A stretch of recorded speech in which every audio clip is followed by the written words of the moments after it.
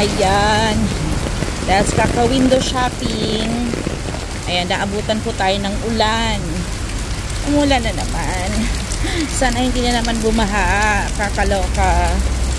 Ayan, uso na po dito sa Hong Kong na bumabaha po kami. Pero life must go on. Ulan lang to. Baha lang yan. Ayan, pauli na inyong tanging inang. Ay, nako.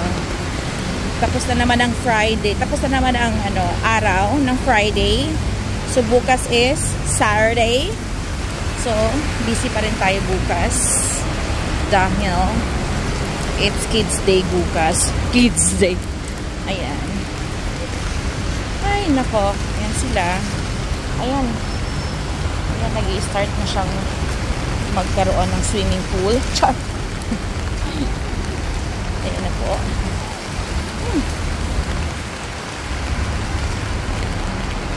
So, busy yung po sila. Yung iba po nagpapasilong, walang mga payong. Yan. Sa akin naman, everyday may payong talaga ako sa bag ko.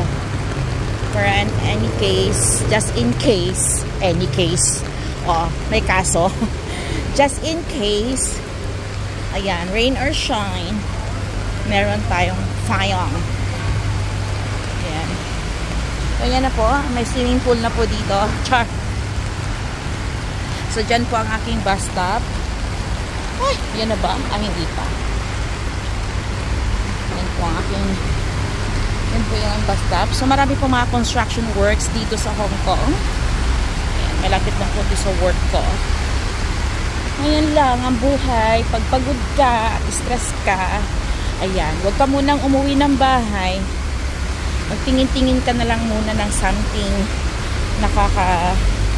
nakakawala sa iyong pagod at stress. Ayan, may pila na. Ay, may pila na. Dito tayo. Huwag masyadong pila. Ayan na. So, dito na po. Thank you for watching my video, mga Kowanings.